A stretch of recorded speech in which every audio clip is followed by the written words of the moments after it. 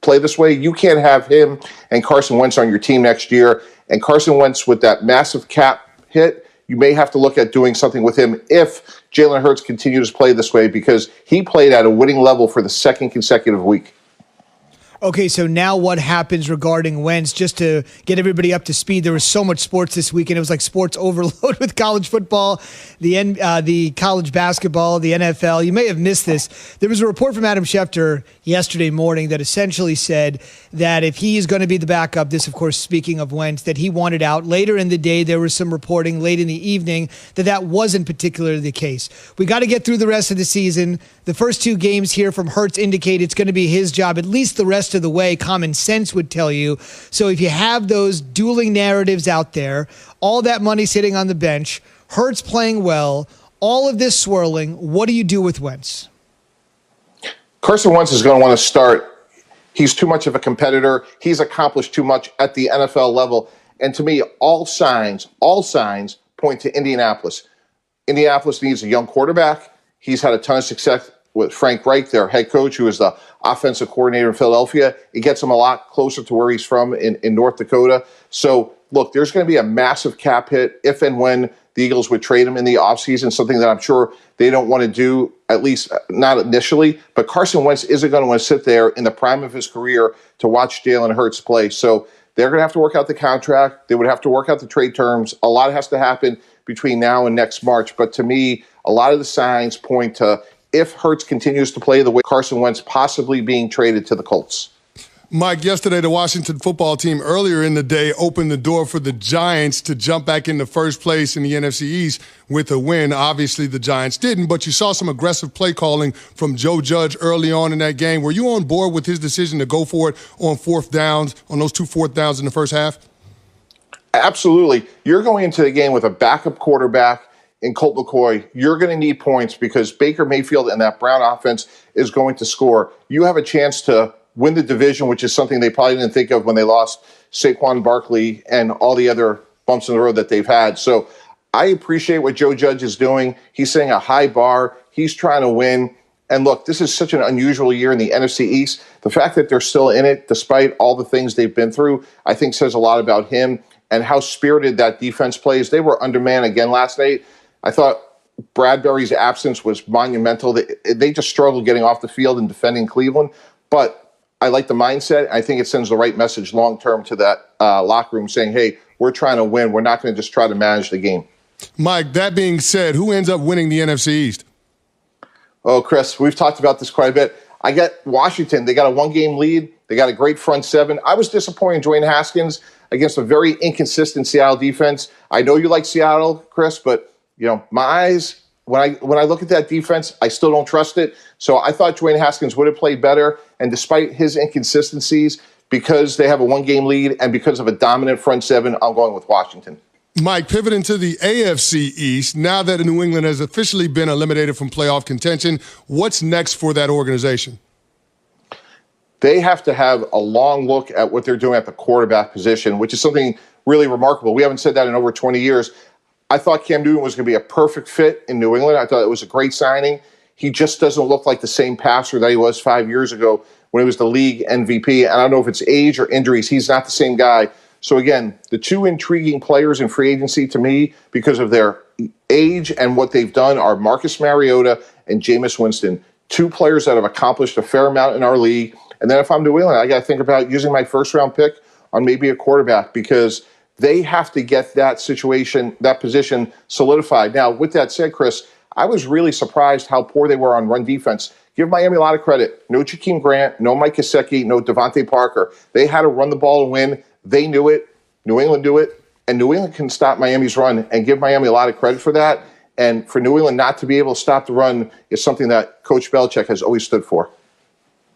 And lastly, a long, hard look at the quarterback position, something that Mike said, by the way, there's only one team in the AFC that has 6 wins. Only one. Just seems hard to wrap your mind around the fact that team is the New England Patriots. What a difference between the week 1 matchup between the Dolphins and the Pats and what we saw yesterday in the divergent directions these organizations are going at least this year. So when you talk about it, Mike, a long, hard look, how long and how hard do you have to look at Cam Newton perhaps coming back? Yeah, again, Zubin, I've been disappointed how he played. Yesterday there were a couple of times he missed some open receivers again. And maybe the last week of the season, if I'm Coach Belichick, maybe I also have to put Jared Stidham in and see what I have there.